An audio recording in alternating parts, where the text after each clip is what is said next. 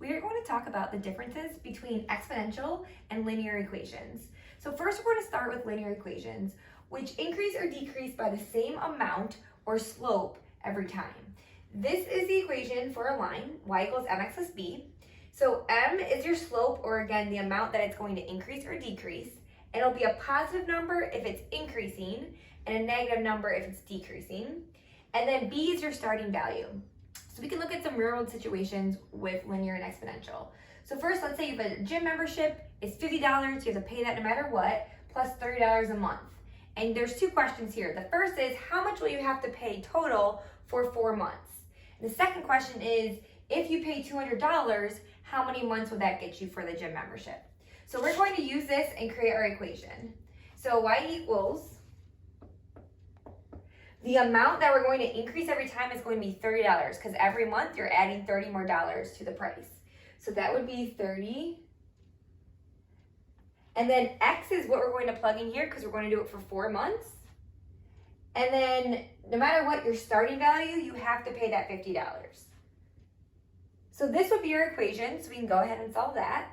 So that would equal 120 plus 50.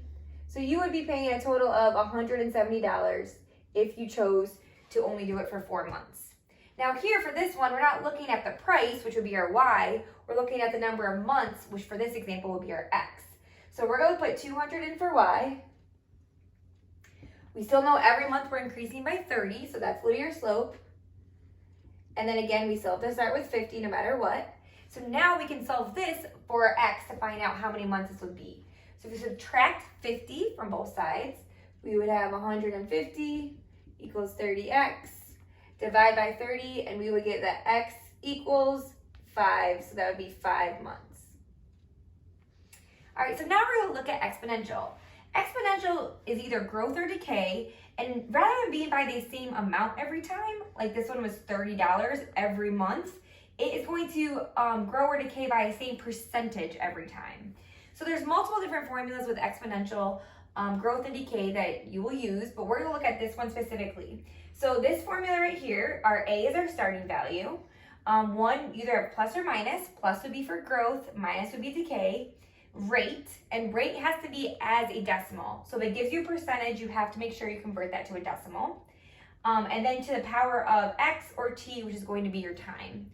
So if you wanted to invest $700 at 5.5% and you want to see how much you'll have in 8 years, we're going to plug these values into this equation to solve. So this would be y equals, our starting value is 700. We're investing, which means we're going to be making money, so it's going to be growing, which would be plus 5.5 as a decimal. You have to move this 2 places to the left, so it'd be 0.055. And we want to know how much we'll have in 8 years.